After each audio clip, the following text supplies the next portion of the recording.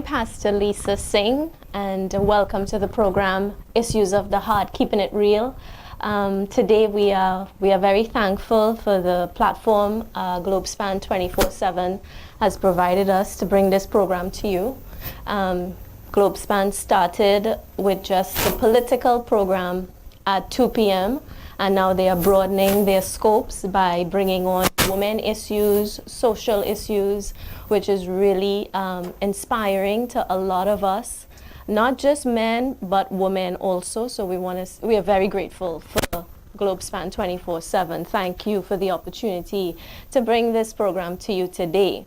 Well, I'm very excited about this topic.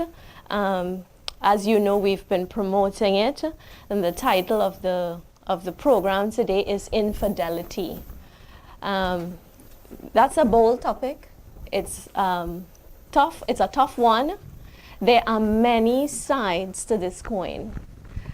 Infidelity has been around from probably the inception of time, and it is something that is no respecter of persons, I would say.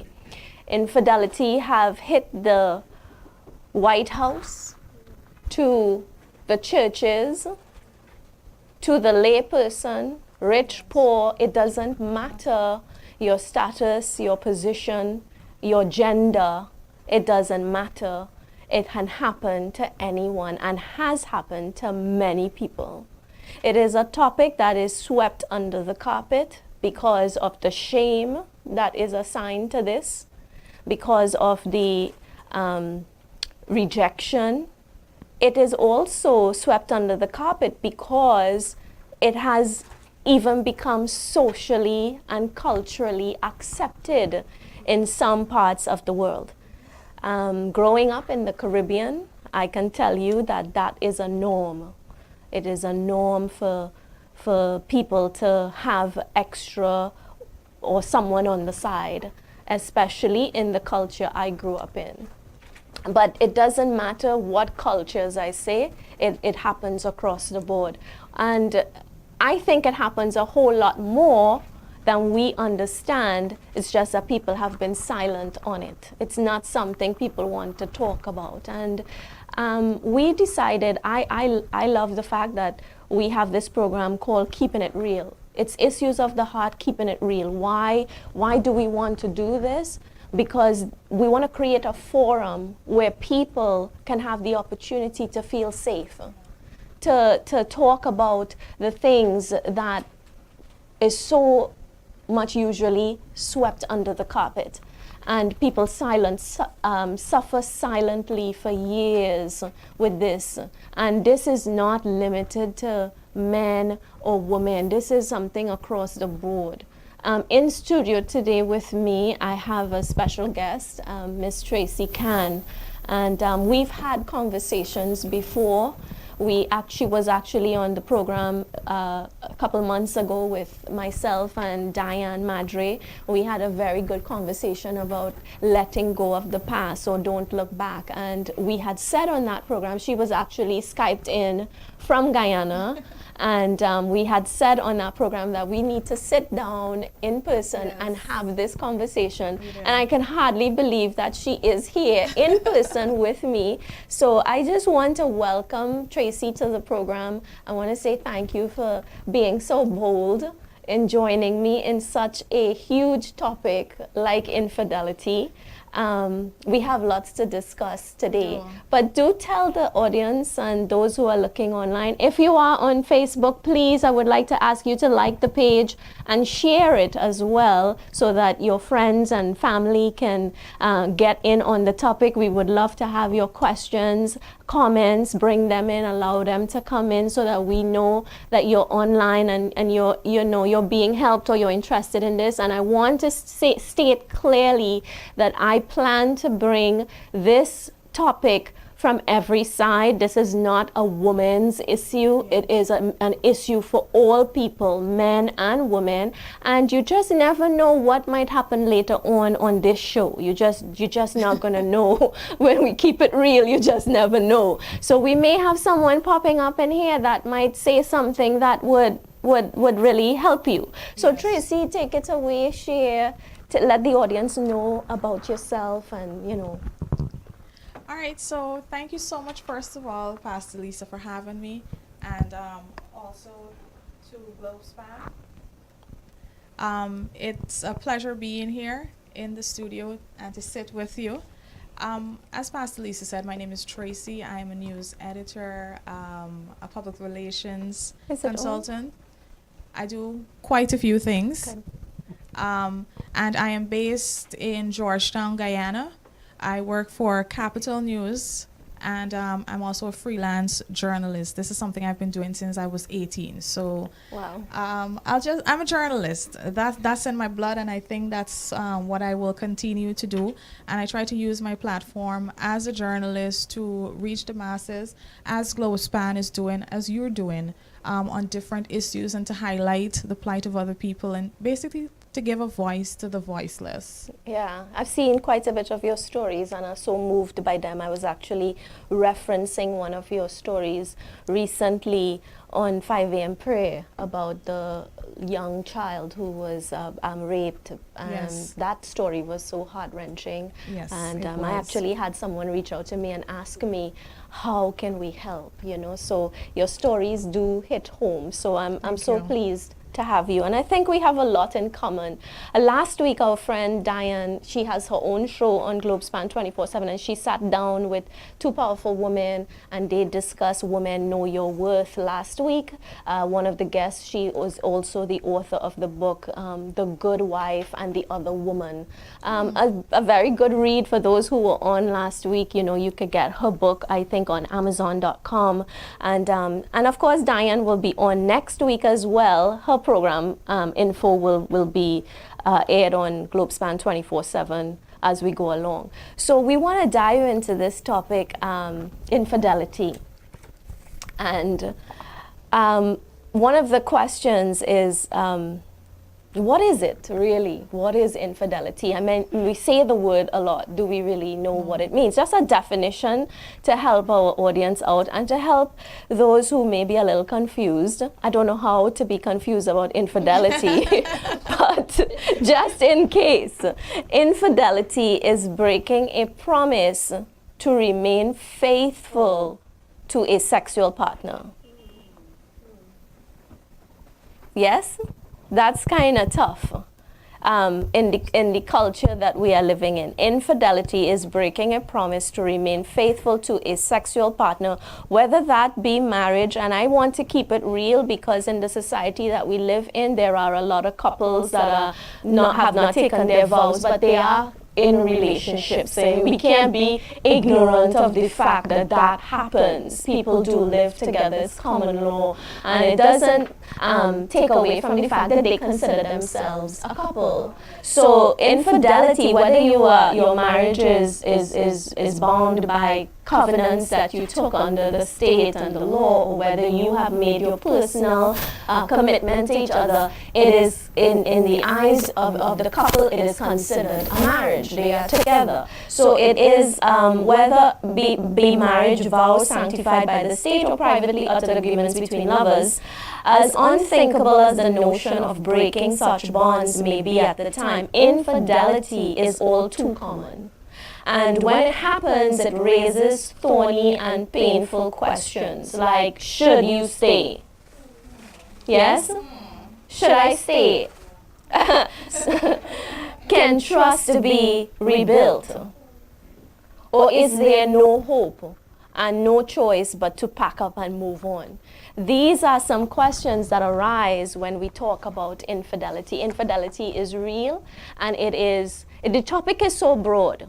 That is not only sexual, Yes. there's also something considered emotional Yeah. infidelity as well. And that is, as I said, this infidelity is a broad topic. So just tell us a little bit, maybe Tracy, what is your take on infidelity? And again, we'll get some statistics as we go along and stuff, but just your personal take on it. Of course. Well, the first time I remember my grandmother saying to me before I got married, She said to me, when your partner goes out on you, it is the most painful thing in a marriage. And so I'll say that was my first lesson to what it was.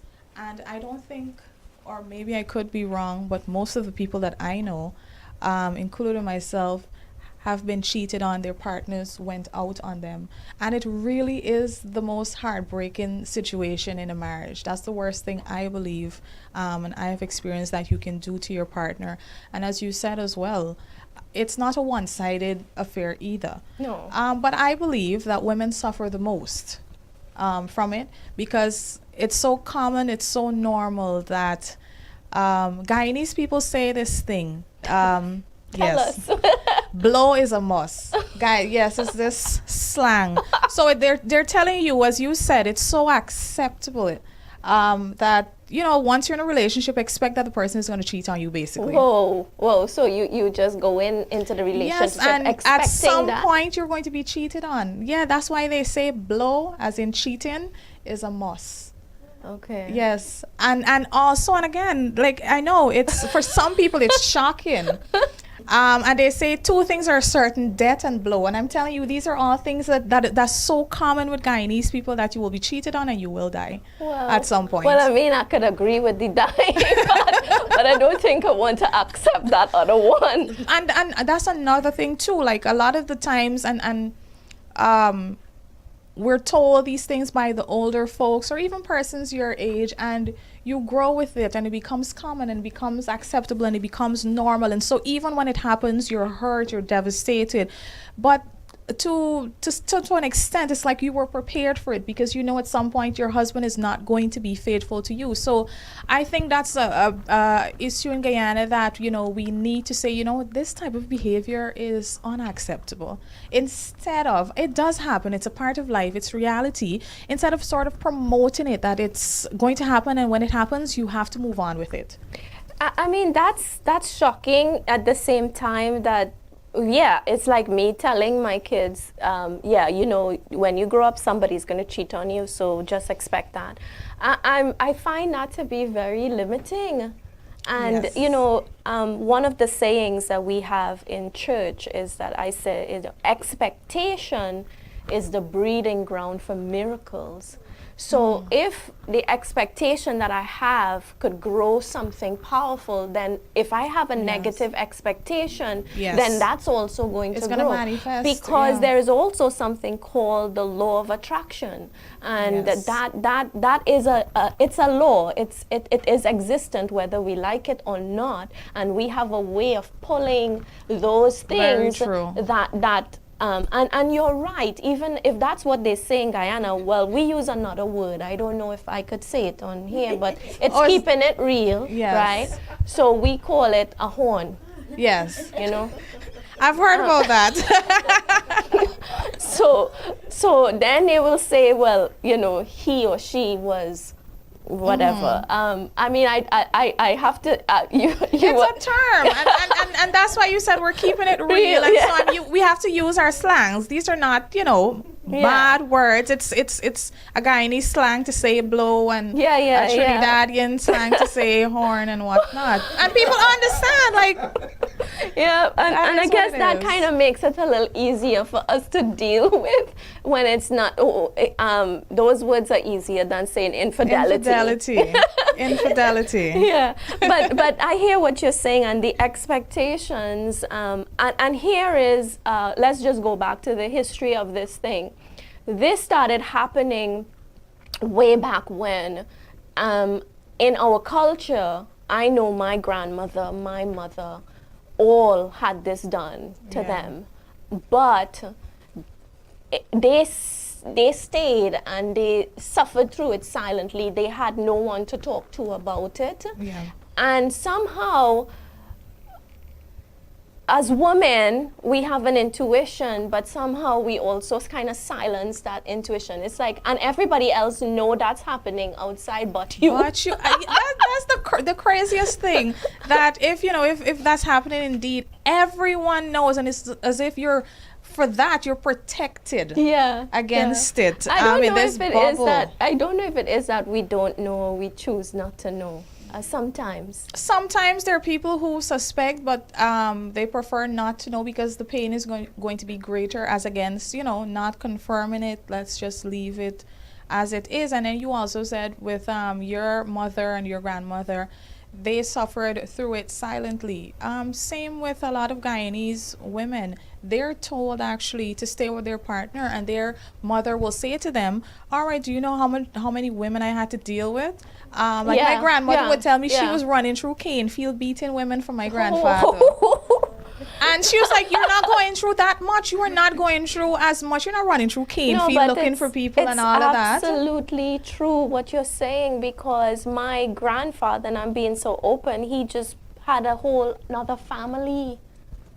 Yes, and there's that too. He had a whole other family that, and still coming home and children after children, child after child, every 2 years, my grandmother had a child, 8 children, and then to find out later on, when my grandfather passed away, there were more? The family met. Oh, wow. For the first time. So infidelity is something that past generations have gone through, and most of the times what has happened in those relationships is that with all the children and no education and nothing, where would they go with all these mouths to feed? This can linger into a whole other set of it does. discussion. It goes into domestic violence and all of that. Lots of stuff spring out of this. And then we have a next situation, Tracy, that happens when children who grow up in that environment now see that. Yes. And as a woman, I would say that ain't ever happening to me. Yes. And if it happened, I not staying. So we've already put in our minds, there's no way this is going to work. If somebody cheats on me, that's it. It is done. I am cutting all ropes. And so because we are seeing what took place then, like your grandmother said, you're not running through Canefield. So then you're okay. But she was saying there's hope. You're not going through half of that. Yes, it has gotten better. That's what they say. It's not as bad. And so, you do everything to try to make your marriage work.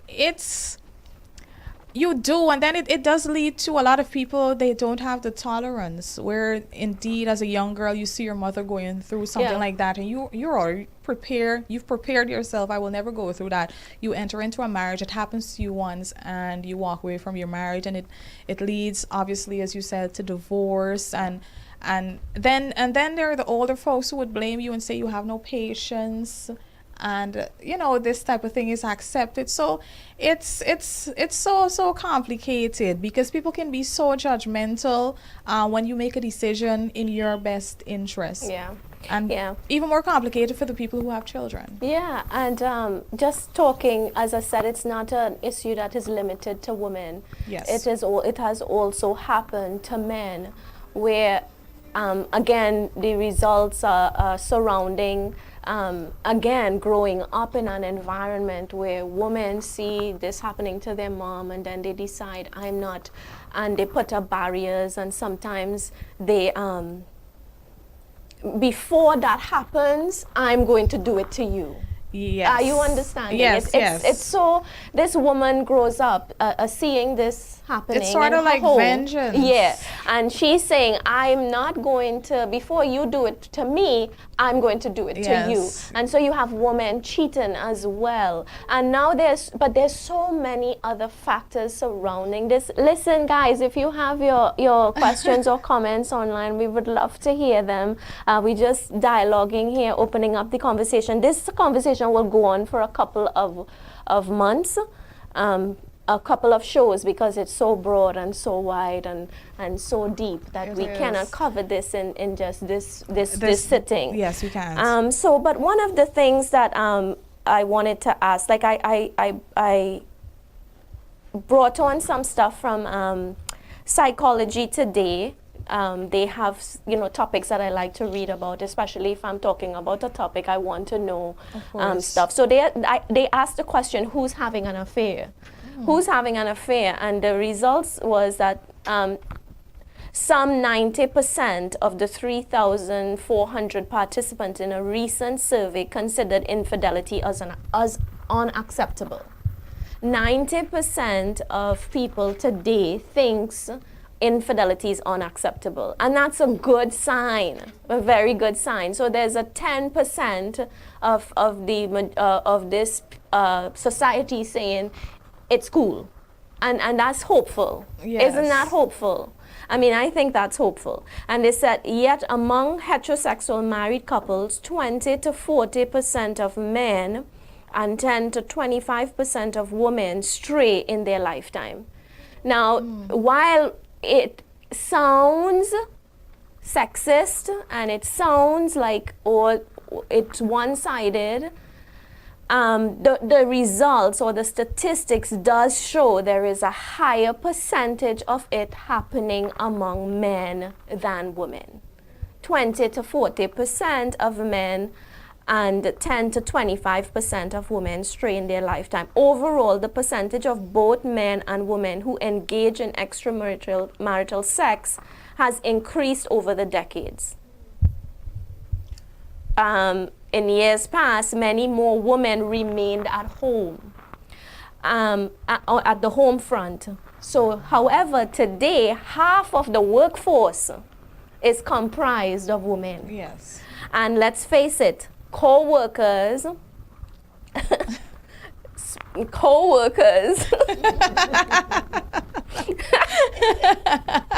spending hours upon hours together, the workplace is ripe for romance. Still, many committed relationships do survive infidelities, and that's powerful.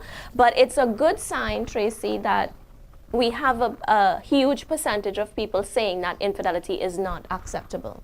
But my thing is, with regards to that, they're saying it, but are they practicing it? So there are a lot of things that I don't like to eat, but you know, push comes to shove, probably eat it.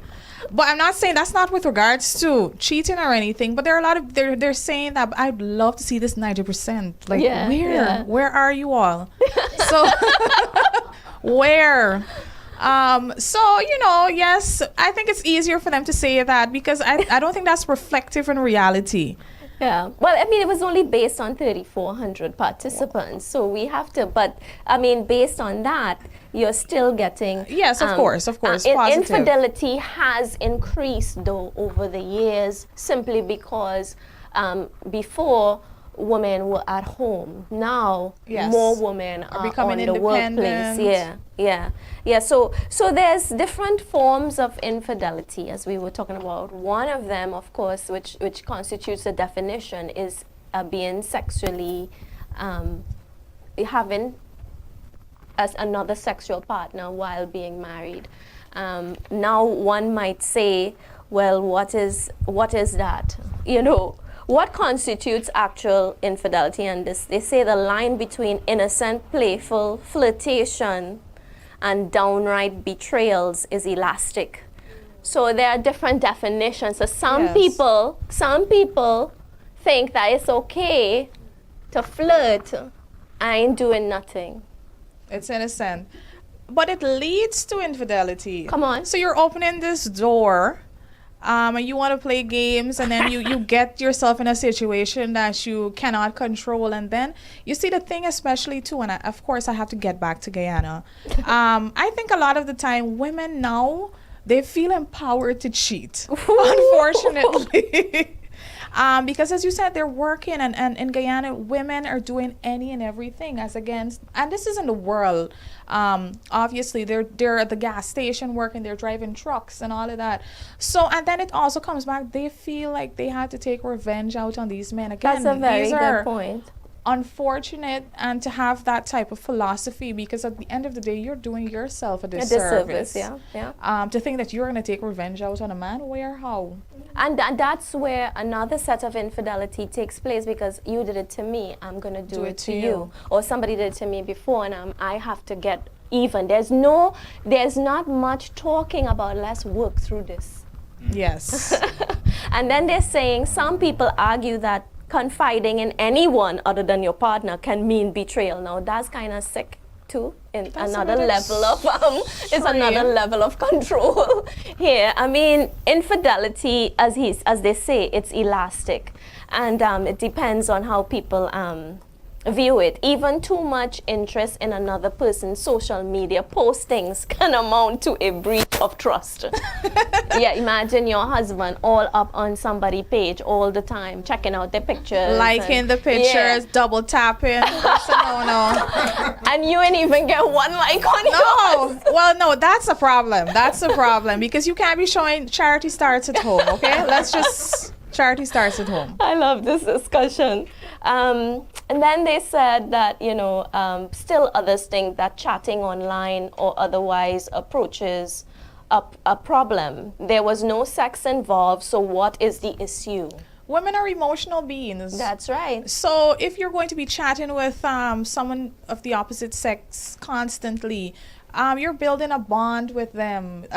They become, they listen to me. Women are very vulnerable. Oh, this person listens to me. I can vent. I can this. You're setting yourself up. So, yes, again, you're opening this door for problems. Yeah.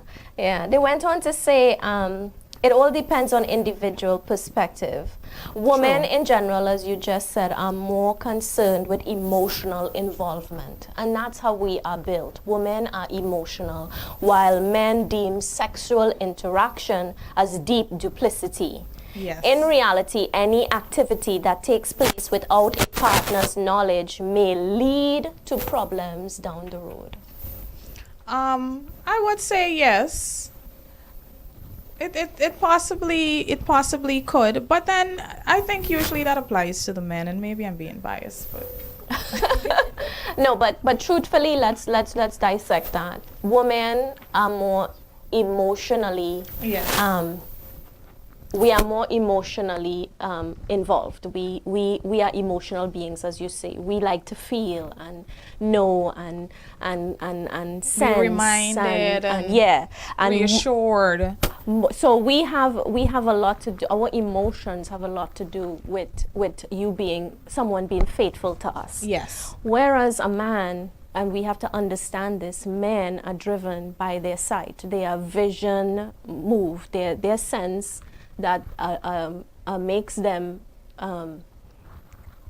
if something looks good, but they are aroused by what they see. Yes. And it's important that we understand that. And in the workplace, as they said, women now, as you are being so empowered, and it's so ripe out there that women dress very seductive. Yes. They look nice, right? Now, I'm just talking about some causes or effects. Yeah. Some things that cause infidelity is the fact that we don't realize that men are vision driven. They do not see your soul and your character, and you're a beautiful person inside. She has a sweet spirit. What is a sweet spirit for My point. Yeah, what is a sweet spirit for a man? So as women, and I teach a lot on this, Tracy, and sometimes my husband says to me, you come down too tough on the woman. And I may or may not, but as a woman, I think sometimes we do all this work when we're dating the guy. True. Come on. He never catches you on a bad day when you're dating him. Without your weave out. Hair done, perfume, everything, lipstick, everything in place, all right? Now, after you catch him, drop the ball. You're in sweats. When you come home in the evening, you're looking like a basketball player or a ninja. Yeah, come on. Going to bed with some long duster, rubbing Vicks. Come on, I know I'm talking the truth here, right? Rubbing Vicks, you always have a headache. When he ask you, how was your day? Oh gosh, if you see problems I had today, I went to the grocery store and the line was so long and The man just come home and he's just being polite. and he asks you how was your day, you're going off on a long tangent. So I'm not saying that that is the cause, but what I'm saying to drive the point home is that men are visual beings. And you didn't drop the ball when you was dating. And mind you, if we're being real honest, now this sounds like I'm coming down on women, but I'm not. But when you're finished, I have a flip side to that as well. What was I saying? You were saying that you do so much and what we drop the ball. Yeah, but there was something else. I had it right in my mind and it just went out. You bring the flip side and then I probably will. So my thing on that, indeed, there are a lot of women who we get really comfortable, and that's a good thing to a point. I know women who do it all. Still, you're cheated on. So it's like, what do you do? No. There are some wicked, and I don't want to. There are wicked people out there. No, we're not, but we're talking about. There are serial cheaters. Yes. Right. Some wicked men. You can say that's what I was going to say. I was going to say that even when we was trying to catch him, right, we knew he was dating 5 girls. But then it becomes this competition who looks better, and you do everything to win him over. Yes, you knew that he was a player. You knew that he had 5. But and you know, 6 we like to girlfriends. take on projects. Right, it's a challenge. So you take on a charity case. I wouldn't say a charity case. No, I'm telling you, I know of women who've taken on men that are charity cases where they think they could reform this man. Yeah, don't we all think that we could reform them?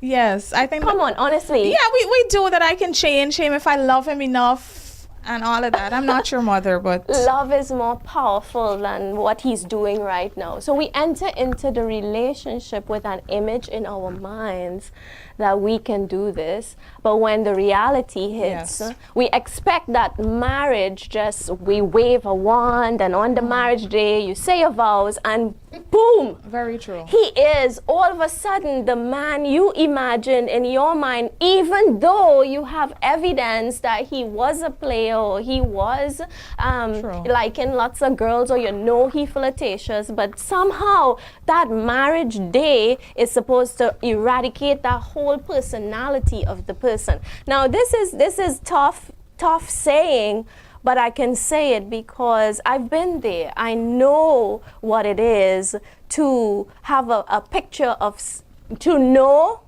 have a picture of what I want, to believe that that picture is going to become a reality, and get into it and realize that it is not what I am imagining or envisioning it to be. That's true. Reality hits you and come see me and come live with me. It's two different things. So sometimes you feel people date for a long period of time, and then when they enter into a marriage, it really is like, voila, this person just changes, and it's like as if you didn't even know this person. And on the flip side of that as well, men also, when they marry us, they also stop the pursuing as well. They get comfortable. There's when they come in to meet you too, they on the A game. Flowers, candy, taking you for a drive, taking you to a nice restaurant, and then after a while, once they get married, they have on their holy T-shirt. They don't care to look nice, they're looking nice, they're looking their best when they're heading into the office, right? But then when they come home, they just want to be in the shorts with holes in it, and you get that as well. They want us to be visual, but they also need to be visual. We also need to see him looking good, smelling good. We want to also know that, hey, he's still pursuing me. But what happens is we compete with the remote control. True. But therein, Tracy, is lack of understanding. And what I have to say is that a lot of problems that we head into in our marriages and in relationships has a lot to do with a lack of premarital counseling. I agree. Because as you said, communication is key. And men, they don't like to talk. And so indeed, that's where premarital counseling, it comes in, and talking to older couples for them to share what they have been through to get to where they're at, because it's not going to be smooth sailing once you get married and then, you know, you're living this fairy tale life. I find that, you know, things get harder, they get more challenging, but once you communicate with each other. That's the thing. The two parties coming together have an idea. They have this romantic idea of the Yes. person that they were dating, and then you get married and you realize that this is not the real deal. Yeah. And actually they say that the first 5 years of marriage is the toughest. If you could get through the first 5 years, perhaps you'll survive. But not all people, and there are things, there are weaknesses that people bring to the marriage as well. Like men have their things, women have their things, and we need forums like this where we can openly talk about what causes infidelity. I want to. Yes. That's a question that okay, you're so in love, you've been together for so many years, and then there's something that just draws this man away or this woman away, and what are some of the causes of this in marriages, and there's quite a bit of things that we could talk about, but let me hear your take on what you think. Well, we touched on it a little. Men are a visual being. You have your wife. There are cases where she is doing her best, she still looks good, and all of that, and then there are cases where she drops the ball, and so you would see someone else and you start to engage them. And men, I find they don't like women who are nagging constantly. That's right. So You bet you get a good agreement there. good agreement. Yes, we don't nag all the time, but Agreement and defend herself right away. yeah, women, we like to be heard. We're constant, we're talking, and so it's as if we pick a fight and we want for you to react to response, and not getting that response, we begin to nag, and that chases a man away. Those are some of the things. I just think most of the times that people cheat, yes, I don't think, obviously at no point is it, you can't justify cheating, and it's just out of wickedness that you'd go and step out on your marriage and stuff like that. That's what I think, because anything that is old will take work. Yeah.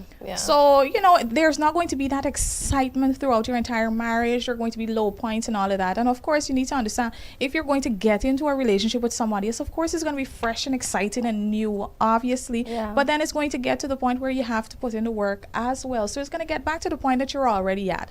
Why not take that time and invest it into what you already have and build on that?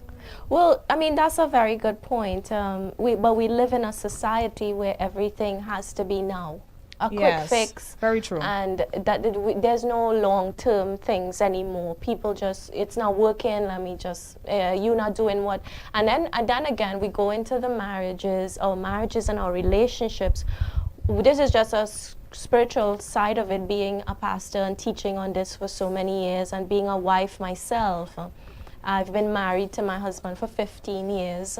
Wonderful.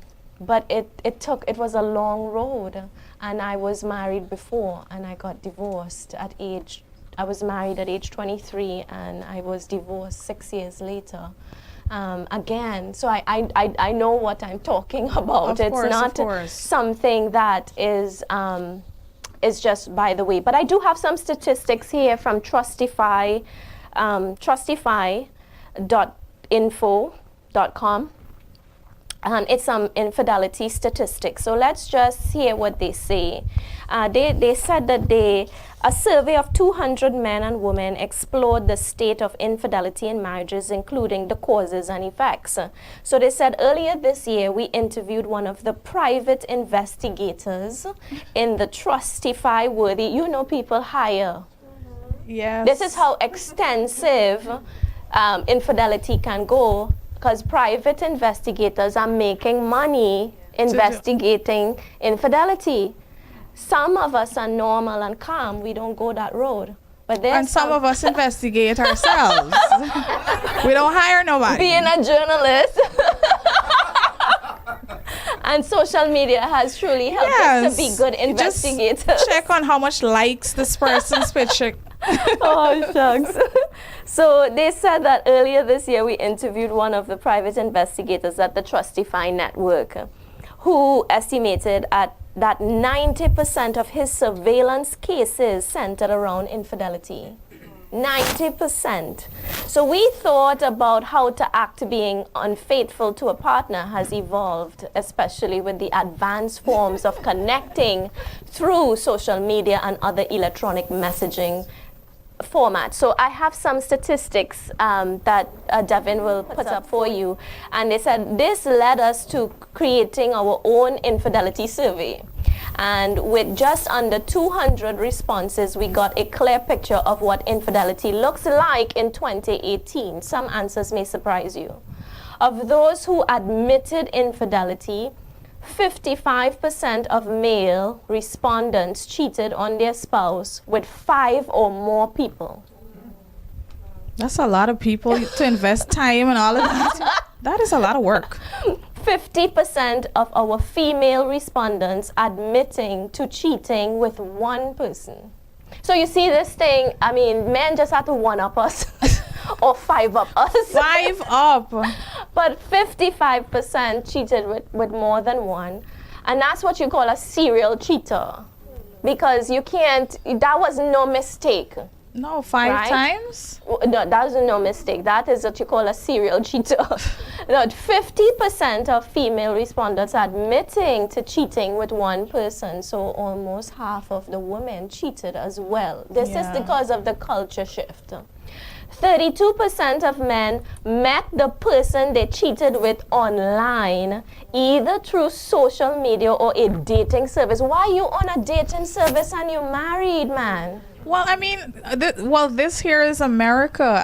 Everything is digital, cheat digital, bank digital, everything digital. So I guess.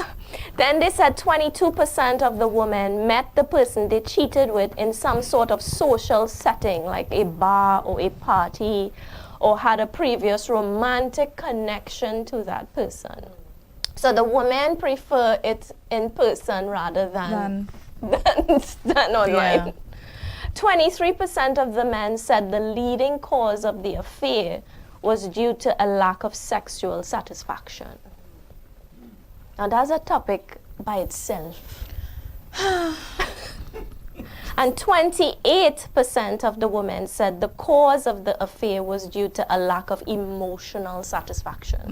Thereby proving the point that women are emotional, men are visual. So I guess we have some comments and a question. And I'm going to read, based on what you just said, I'm going to read this question from, this comment from Clayton Newton, who says, infidelity has nothing to do with gender. Women and men are engaging in the same things. I don't agree that women are emotional beings and men are more visionary beings. Both genders are the same. A man would look at a woman and lust, just like women would look at a man and lust too. We agree. We agree with that, but we not all women do that. Yes. True. What Pastor Lisa said.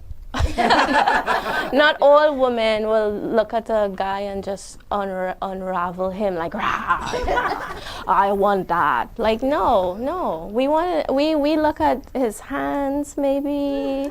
We look at his. He has a good spirit. Is he kind?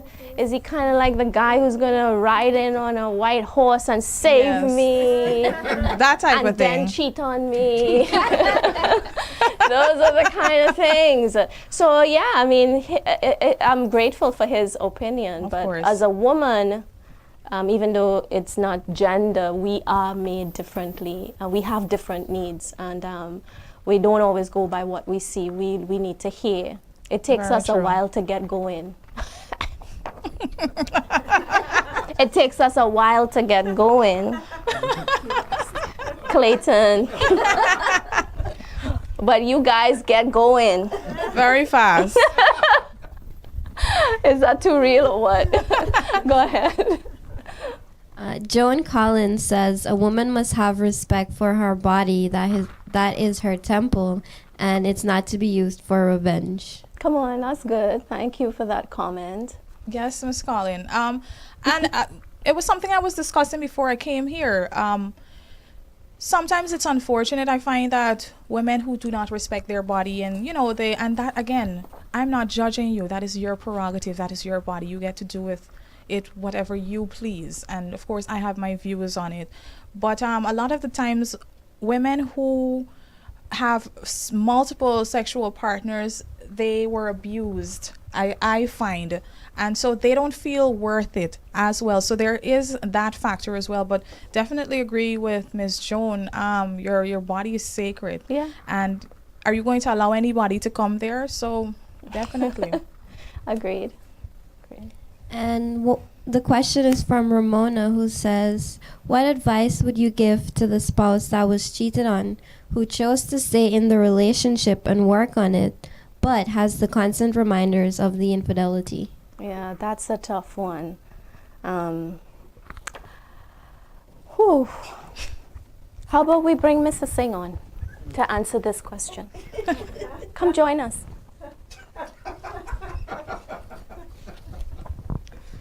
You want a repeat of the question? Yeah, sure. What advice would you give to the spouse that was cheated on, who chose to stay in the relationship and work on it, but has constant reminders of the infidelity? I don't know how that spouse remembered he did anything wrong in the first place.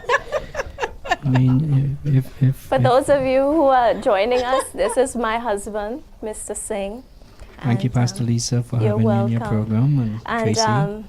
Maybe you could shed some light for us, bring a different take for some of the people out there. I'll get to Ramona's question, but maybe you can just advise us.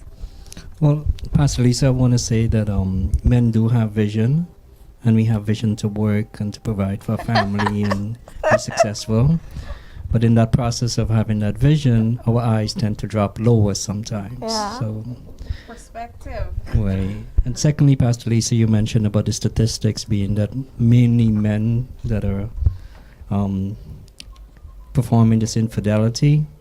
But we also have to take into consideration that there's a lot of gay men out there too that's probably involved, a part of that statistic that's skewed it against the men. Oh, okay. So in defending the men, I just had to... A rebuttal. But I don't, I have to tell you that both yourself and Tracy and your audience, that I really don't have much recollection or memory of infidelity. But what comes to my mind a lot is that if I have any long-sighted memory of anything happening that may not or should not have happened in the first place, what comes to mind is that, when I come home, I am greeted as a king. I in my home itself, because there was no memory of anything happening, I'm not reminded of anything happening, and that goes back to what Tracy said of women nagging the men a lot. I think that the whole process, if anything like that happened, and again I want to stress that I have no recollection of these things, that the love and the embracing that I had received, and somehow they kind of shaping me into the love aspect and the valuation aspect of the marriage, had caused me to not remember anything that I did. I also want to just add that there was a lot of praying involved, and I think that's my comment. So I appreciate that. I'm glad that your long-term memory is damaged, and you bring. So what we are saying is that the answer to one of the questions is marriages, can it survive infidelity? The answer is yes. It can definitely survive it, but that would be it's a process that you have to go through. And first of all, one of the things that we have to do as women is to deal with us first. Why did I get married? Is it just for a good time? You know, it's things that I had to work on me. I was on the road of becoming a naga as well. I could have done that. You have memory of anything like that? Tracy, sure are you do. feeling a heat draft here? Because I'm kind of starting Yeah, to and I'm sweat. in the middle. You know, so No, should I excuse myself now, Pastor? Or? No, when we want to keep it real, you have Yeah. to understand that when you see long-term marriages or marriages that's been together for years and they seem happy or look happy, it always isn't an easy road to that, because it's two separate individuals. My husband is a businessman, has always been successful, and that is attractive in itself. Women Very don't true. care how or what, or family, especially the women in our world today. They just see some guy, he's got money, he's got Yeah. smarts, he becomes a pursuit. That's true. And that in itself, and especially if he is a flirtatious person, that adds is there something wrong with your mic? No, Pastor, that's a natural humming that comes out.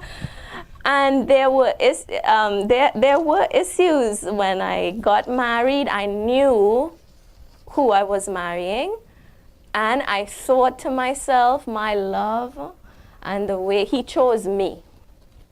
So that's going to fix all the problems. Yeah. But it didn't. Yeah. And it was a long journey in learning how to work through the things that I knew that he have no memory of, but I have memory of. It was a long journey in working through those things, and there were days where I didn't forget. Tracy, help. What- Help, Where you Tracy. couldn't forget. I couldn't forget. But how did you Are get? you interviewing me now? Because you know, well, you get to it. How did you overcome? I know you said prayer as well. That was later on in it. I mean, mind you, he was a great father, Yeah. a wonderful provider, very, very aggressive in his field. So he was, I had to learn him. I had to learn, again, we go into marriage these days wanting the other person to serve us. We never enter into marriage seeing how am I going to serve him, or how is he going Very to true. How can I make your life better? We don't go into that. We go into that because this person makes me happy and he is supposed to make me happy, and that's where we get disappointed, because marriage is two becoming one, and it's how we are to make, what do I need to do to make that person happy, and what does that person need to do to make me happy? It works. It's a giving, it's a serving relationship. But in today's world, we want that person to adore us, do what they need to do for us, make sure we always the one that they will put their coat on the floor for us to walk on. We will always be the center of their world. And then we have a lot of problems when that's not happening, because my husband was a businessman from early in the morning. When he wakes up, you're nowhere in the center of his world. You're somewhere in the universe, but not in that day of his work world. So I had to learn how to put my things aside and say, how am I, God, you put me in this. I've already gone through one divorce. I'm not going to go through this again. I have to make this work. How do I make this work? And I shut myself away for 3 days after 2 kids. And what added to my things is that I went through postpartum depression. So I went from a size 4, looking fly. Still do. And then I just blew up after 2 kids, and I went into a state where he's leaving the house every morning looking so good, smelling so good, and I'm there with all this excess fat and thinking of myself as not, and then portraying what I'm feeling onto him. And he knows nothing about it. You understand? So there were so many factors going on here. And I started to become kind of nagging, and the man couldn't watch somebody, couldn't talk to somebody. Even if he was home late, I would be like, you know, going off my bunkers, and then would make an argument once he gets home. And then I come to a point where I said, this is not going to work, you know, I have to find me. And I shut myself away one day, and is this too real? Or 3 days into the room with my kids, and I went through something I call self-deliverance. And I said, God, you put us together, and he's done so much for me, and I want this marriage to work. So I did that, and I was self-delivered. And when I came out of that process, I said, I'm going to serve him. How do I make his life better? And I started to love unconditionally, in the sense that I'm not going to love just because, yes, we all make mistakes and we all do things. And I started to be kind and gentle and love on him and cook his food and serve him when he come home, and learn to understand him. I wanted to understand his world, his mind, what he needs. From 8 in the morning to 6 in the evening, he needs to be focused on making this business work so he could provide for us. When he comes home, I want to create an environment where he wants to come home to. And then I started to, I prayed a lot. I would go down in my basement at 4 a.m. in the morning, and I had a book called The Power of a Praying Wife by Stormy O'Martin. And I started praying prayers for my husband. And all of a sudden, the things that I felt started to turn into compassion and understanding. And before I know it, he doesn't even want to go out on a Friday. Is the food what you put in the food? So it was a long road. It was a process. It was a process, and in the process too, he became remorseful. An important part of the marriage working is a repentant partner, someone not taking advantage of what your kindness, but saying, Yes. I really see my error here and I want to work to make it. So look at what this person is doing for me. They are repentant, and that happened in our marriage. And mind you, we never talk about infidelity happening in our marriage. Tracy, when she's talking so much, you should try to intercede. I think people need to hear what Pastor Lisa is saying. Look, we need more men on this program. So This is not I think women need to hear. And the point that you made about being remorseful, because there are men who would say, okay, it already happened, get over it. Yeah, no, you don't. No compassion for your healing process, and that, No. you know, you need time to heal as well. And so that too, it makes it a bit harder. So it's important for persons who, you know, stepped out on their relationship to be remorseful, genuinely remorseful, and understand that it is a process for the person to heal, and sometimes you need to give that person that room that they need to heal. So to answer Ramona's question, you've forgiven the infidelity, but you are reminded of the infidelity. At those times when I was reminded, I'm being real, I would then go back to thoughts of the good qualities of my husband at that time. What is the good qualities? Yes, this happened, but what has he done in my life that contributed or changed my life? And that would draw me out of the going down that spiral of reminding myself of the thing that he did wrong by remembering the 100 good things he did right.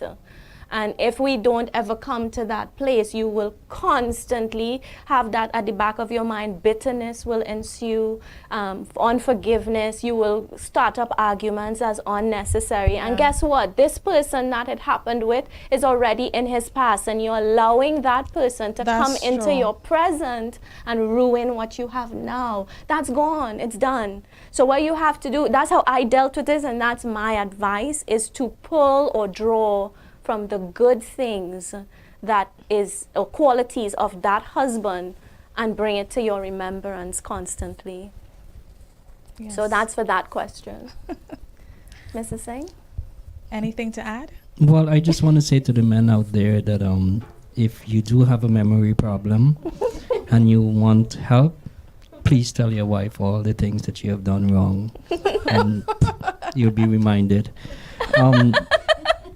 So I guess what I would like to add is that men do go through process, and a lot has to do with also the environments they're in, and infidelity among men is not, it's very well, when I say among the men, discussing infidelity as far as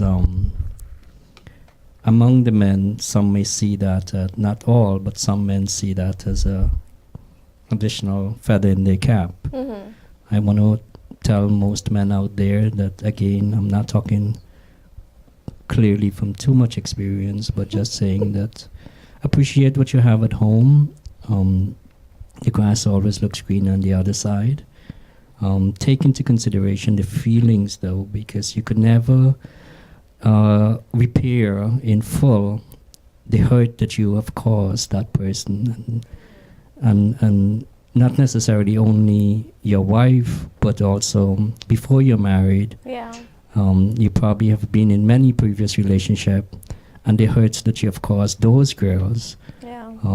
So kind of use that as a gauge that the hurt you have caused to others, you cannot go back and rebuild that, but you probably could use that as an propeller to help you to be sincere, be truthful, and be, how do you say, faithful to what you have, and truly appreciate what you have. Lastly, Pastor, it is getting hot sitting here, and The hot seat. I knew with no help, Tracy. But again, if anything was done knowingly, unknowingly, and knowingly forgetful, I really want to say, Pastor, sincere apologies. Can I be excused now, Pastor? Yes, for sure. Let's hear it for his brave soul. And Tracy, no help to you. No, Yeah. but I mean, I must commend you, because there is so much shame associated with infidelity. From my personal experience, it wasn't something that, I discussed, because I was so ashamed. Yeah. And I blamed myself, and I kept saying to myself, what are people going to say? They're going to laugh, they're going to judge. And so it really takes a lot to really speak on this issue and what you've been through. And I'm sure a lot of people are touched. Yeah. And they can learn from your story, from my story, which is a little bit different on this issue, because we all deal with it differently. Yeah. And for those of you who just heard just a little snippet of what my husband and I talked about, we did a whole sit down, my husband and myself, and we had a pastor friend from Trinidad, Pastor Francis Pereira. And what we did is we did a whole, probably like 2 hours sit down, and we would want to make that link available to you, because we went really candid and open. So if you want more information on our business, again, he was suffering from memory loss through that whole program. But nevertheless, there's a lot of stuff we brought to the table on both sides on that. So GlobeSpan 24/7 would have to make that link available to you in the future. We do have some in-house questions, I'm thinking, from this huge audience here. You have to stand, yes. I hope you guys are enjoying this. You guys touched on emotional attachment or whatever it is, right? So my question is, how do you know that, number one, it's becoming more than that and it's leading, and then how do you stop it before it's lead up to a, yeah. Okay, so you mean we talked about emotional infidelity? Yeah. You're talking about the emotional aspect, no sex has Yeah, happened. no, nothing yet, but like, how do you identify the signs of it? Then, Yeah, and then, like, how would yeah. you stop it? Well, first of all, emotional, thank you for that question. Emotional infidelity means that there is an avenue where the spouse is finding someone to listen to them rather than it is something they're not finding at home. So if someone is attaching themselves emotionally to someone else, the sign is that they would speak less to you about what their dreams are, their concerns are, then they will be communicating that to someone else. And in order to counteract that, the person will have to make themselves available to be more understanding, because what could happen is that sometimes they feel if they say something to you, you're not understanding, or you don't give a listening ear enough, or you're always judgmental on it, and there is someone else who is giving a listening ear, so they will be drawn more to that. So the key to identify is the communication good between my spouse and I where we are right now, right, Tracy? Yes. You would say that? Yeah. Am I giving my spouse enough time or that listening ear without being condescending, judgmental, or pushing aside their feelings or what is important to them by brushing it off? Or am I always too tired to listen, or am I drained by listening? Some people just need extra attention. True. And sometimes people out there provide that. So we have to be mindful. Am I giving that listening ear enough? Yes, that's true. And I believe as women, especially because as we're emotional beings, we know when we are developing feelings for a person, when, we're growing attached to that person. We constantly want to talk to the person, call, check up on them. And, that's where you identify that this here is getting I'm opening this door again. Mm-hmm. That's gonna bring me complications. And so you just have to be firm with yourself that this is not, it makes no sense, and this is something that you need to shut down. And obviously to do that, you need to stop communicating with the person so that it doesn't continue, you don't develop feelings for the person, and then it evolves into an emotional affair. But we know. Yeah, for women you will know, and women out there, some men like that emotional attachment with someone outside because that someone pays more attention to them than you, makes them feel more special than you, and that's how it starts. An emotional attachment could eventually grow into a sexual encounter. So you want to make sure that you are giving ear to your spouse with concern and making sure that you pay attention, because we have to learn our spouses, and that's what we don't do. We don't take time to learn what are their weaknesses, what are their strengths. When I know when to approach, when not to approach, when to bring up something, when not to bring up something. But women just like to have an answer now. Let's argue about this now. Deal with it now. He needs time to process, because if he deal with it now, he might just lose his temper, throw out something, and then probably just go look for somebody else to deal with it. So we got to be sensitive. But again, this is a whole long other topic. We would get to these things. I really want to help women to grow into being who we were meant to be. We are so empowering. We can empower our men to be all that they can be. Yes. They need us, actually. they do desperately. So I know, just Tracy, putting that out there. No, but there is scriptural truths to this. I did a teaching on this in a conference in Trinidad last year. It was a women's conference, and it was powerful. And just the whole connotation of God creating woman for man is that when, I'm just giving you some insight here, when God created man and he created everything in the Garden of Eden, the man, the Lord looked at the man and said, it is not good for the man to be alone, and therefore God created a woman. But the whole sense of it is that it takes a woman to help this man develop to his fullest potential. Yes. And when we understand the power that we have, we will harness our relationships better.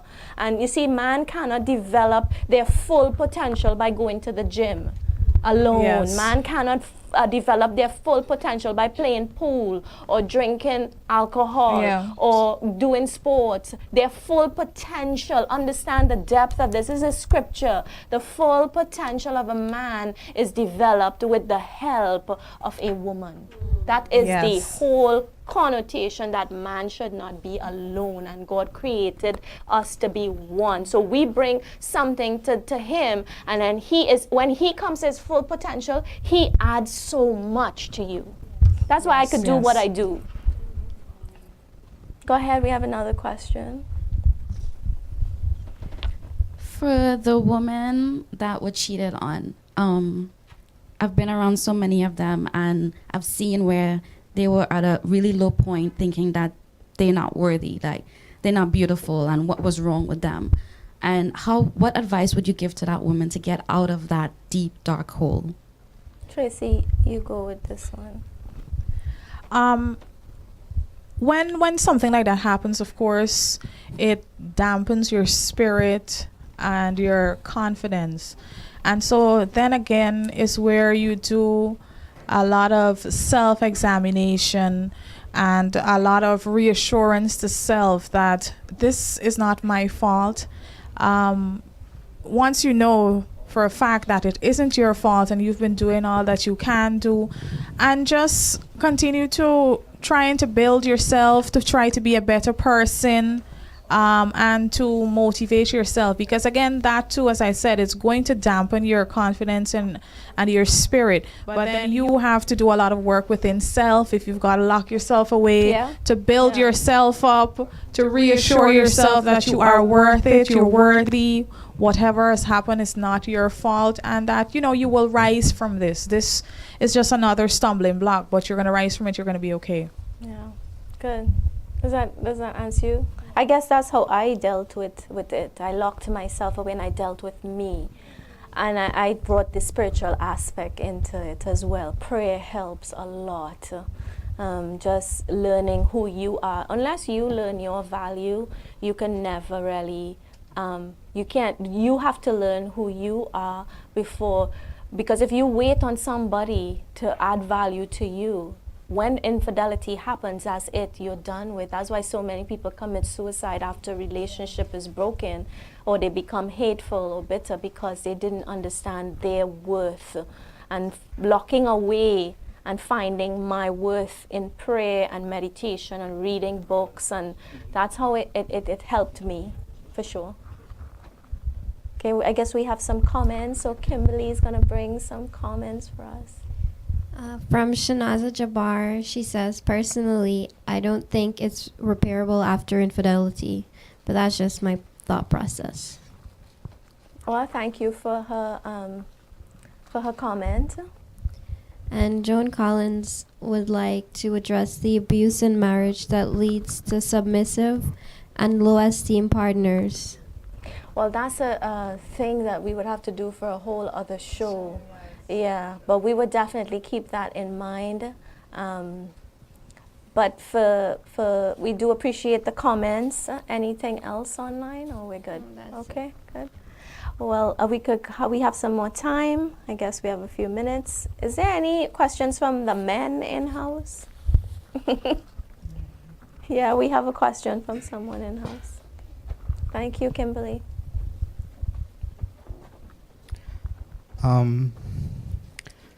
And this is actually not just from a man's perspective, but both male and female. At what point in time do you leave? Mm-hmm. That's basically the question. So Yeah, that's a good question. Again, when we say there are serial cheaters, and sometimes just saying sorry doesn't mean that they are sorry. And if this is something that has happened 1, 2, 3, 4, 5 times and it continues, then loving yourself and saying, I'm not worth this. This is Not, yeah. then there's time to leave. Even though every situation is going to be different because we don't know the situation surrounding the infidelity in the first place. But there will come a time where the partner has to make a decision to leave. Again, as I say, we don't know the elements surrounding it. Okay. Does that answer your question? It would have to be on an individual basis. We do have a poll that was taken online, so we will turn it over to our manager. Yeah, we have 2 questions. The first that we asked our online audience is it fair to say that men cheat more than women? 57% say yes and 43% say no. The second question we asked our online audience is, do you think marriage is repairable after infidelity? 60% said yes and 40% said no. Oh, well, that's hopeful. I mean, again, I am a strong believer in that it can be repaired, but not without the process, Yes. not without the work, not without the commitment, not without true repentance, not without, and it's a long process. It's a long process to work through infidelity. Some Yes. people stay in infidelity, after infidelity, but their marriages are not happy. They stay, Yes. but they are not happy. And that to me defeats the purpose of staying. That's very true. But as a pastor and as a believer in God, nothing is impossible. That's Agreed. my take. And walking away is easy, but it takes it's a long process. Yes, it's not an easy thing to stay in a marriage after infidelity, but as you said, it definitely can be done. And there are a lot of women who have stayed and who have successful marriages. And then, as you also stated, it makes no sense if you're going to stay and you're unhappy as well. So it really is a personal thing, but then, as you know, we both shared, it's a process if you're going to stay. It's not a quick fix. But you see, covenant or commitment is saying, I signed up for this. We forget our vows sometimes that we Yes. take. I'm not bashing anybody. I'm saying that when we take our vows on our wedding day, we say for richer or poorer, for in sickness and in health, till death do us part. But these words seems to just be things that and when one person breaks that covenant, it is hurtful, it is harmful, it is sometimes irreparable in our minds. But nothing that is good, I have to say, doesn't go through difficult times and things and good relationships. And I'm not talking about a serial cheater. I'm not talking about someone who does it and has no remorse for it and think that Exactly. it's okay. I'm not talking about that. I'm talking about where there were legitimate reasons in the relationship that led to that. Lack of communication, lack of sexual intimacy. When we get married, sometimes as women, we don't offer that part of our bodies anymore because we're so busy and we're so tired all the time after the kids, and there's lots of things that contribute, and sexual intimacy is important. It is important. We have to wrap it up now. We have a few minutes, or we're good? Okay. And so there's so many things that contribute to the infidelity. And those things, I'm not saying a serial cheater or someone who doesn't care what they're doing. I'm talking about marriage. When you go into it, it is a commitment for life, and there's going to be hard times, and there will be things that happen to us that we have to work through. Are we willing, when I get into it, am I willing to go all the way? Do I want to fight for this? Or am I just going to let it go? There's nobody perfect, Indeed. There isn't, as you stated, but no one wants to to be made a fool and to be embarrassed constantly. So again, as you said, with serial cheating, again, no one is saying, even if you've been cheated on multiple times, it really is, it's your decision. You have to know what's going to make you happy, what will give you peace of mind.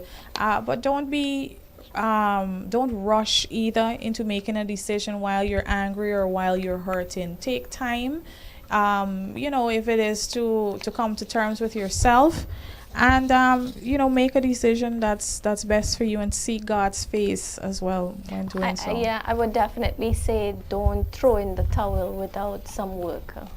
It's easy to throw in the towel without some work, at least some counseling, couples counseling. And if after that you say, I can't work through this, then by all means, what can we do? I do have some pictures that I want to show, just some quotes before we leave. This is by Chuck Swindoll, one of a great Bible teacher. He said, adultery occurs in the head long before it occurs in the bed.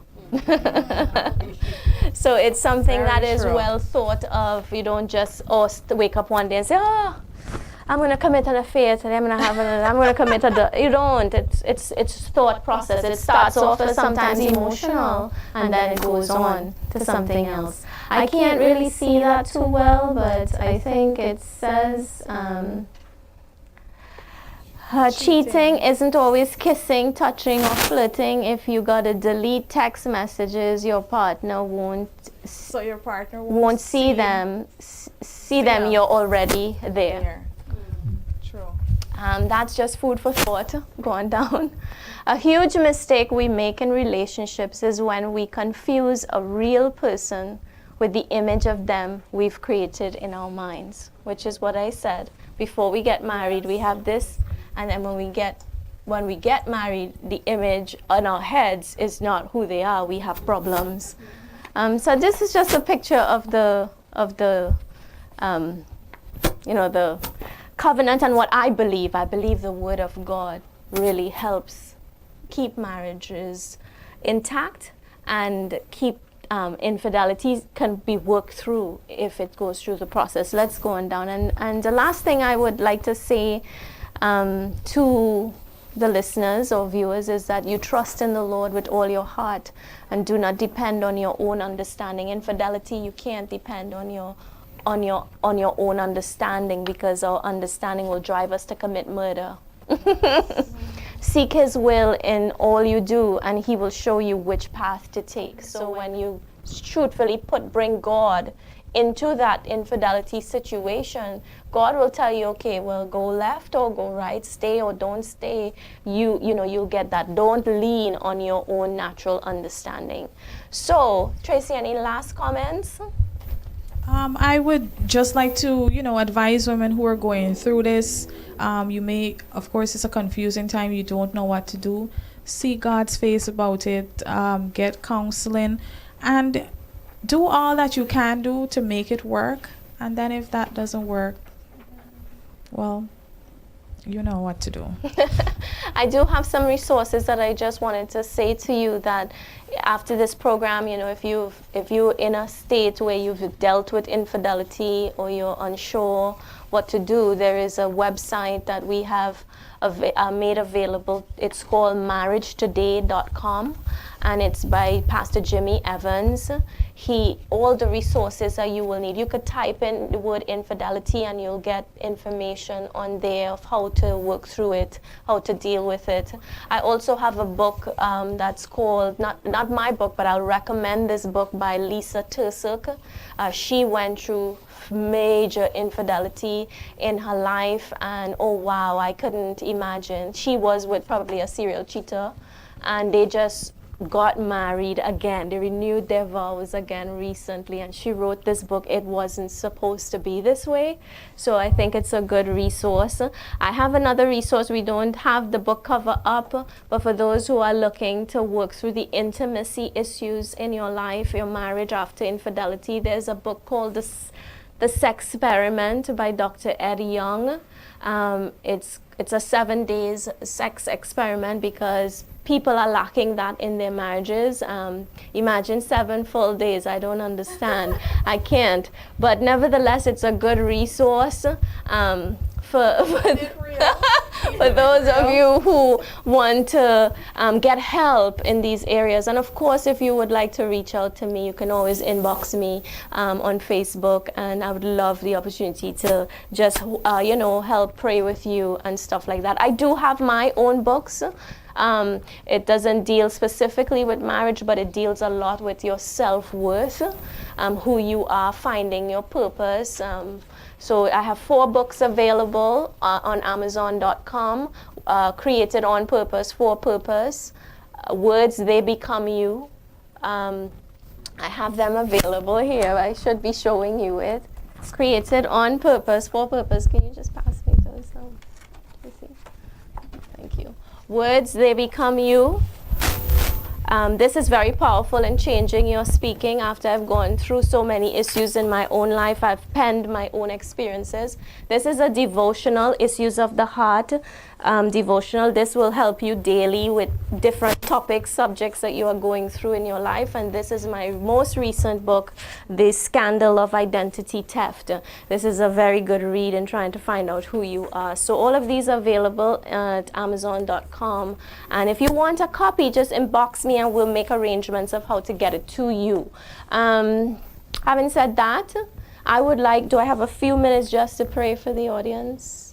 I would like to end the program by praying for people who are facing this issue. I am a pastor after all, and I believe in the power of prayer. So let's pray. Father, right now as we come before you, I just give you all the praise, God, and the thanks for the opportunity that we had, oh God, to just bring this show live to people who are in desperate need. Father, marriages are hurting, relationships are hurting. Many women are suffering silently, men are suffering silently. Father, we don't know all the details of what they suffered, but today I know that you're a God who is able to repair and restore.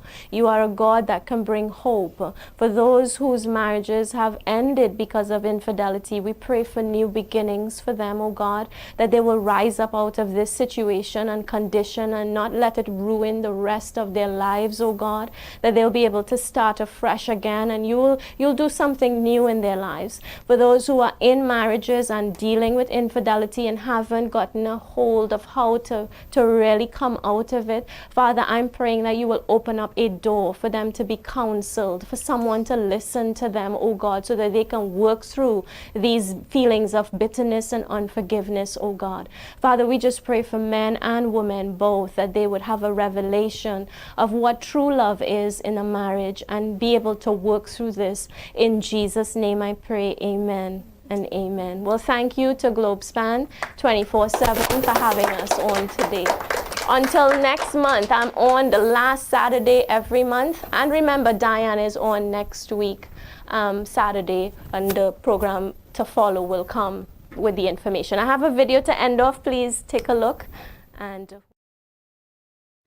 Hey guys, Dave and Ashley Willis here with Marriage Today, and we want to talk to you right now for just a couple minutes about one of the most tragic situations that can face a marriage, and that's infidelity. When your marriage is caught up in an affair or a past affair has come to light, and we've got some very dear friends who are in the aftermath of this right now. And if you're watching this and this is a situation you're facing, or you have a close friend or family member who is, we want to give you just a few first steps of how to start the long healing process out of that tragic kind of situation. So, sweetie, what are some of your thoughts on what do you do first if you're dealing with this? Well, I think first and foremost, you've got to be 100% honest. I mean, honesty is key here. And so for the person who had the affair, if your spouse has any questions they want to ask you, you have to be willing to answer it completely honestly. And, we've had some couples say, well, should I tell all the details, or, how much should I tell? And I would say as much as your spouse wants to know. Yeah. And that's really up to each particular couple. There's some couples that the spouse doesn't want to know all the details. Some want to know all of them. But for the spouse that committed the affair, you need to be willing to lay it all all on the table. And once you've gotten it out there, you all need to get help. I mean, it's very essential that you go to counseling, and that could be individually and together. I think that's huge when it comes to the healing process. But I think the biggest thing you have to remember anytime there's been an affair is that healing takes time, that it is an hour by hour, day by day thing. And for the person whose spouse committed the affair, you're going to feel all sorts of feelings. You know, there's going to be some days you wake up and you're ready to forgive him or her. There's going to be some days you wake up and you're done. And so you have to really decide, you know, right when you find out, are we going to fight for it? Yeah. Or are we going to go our separate ways? And we hope you choose to fight for it. And there are so many resources out there that can walk you through this. You know, at Marriage Today, we provide a lot of resources, and you can find that at marriagetoday.com. But I really encourage you to, you know, find a group that can help you through this at your church. Try to get some counseling, and whatever you do, keep on fighting for each other. Keep on knowing that there is hope.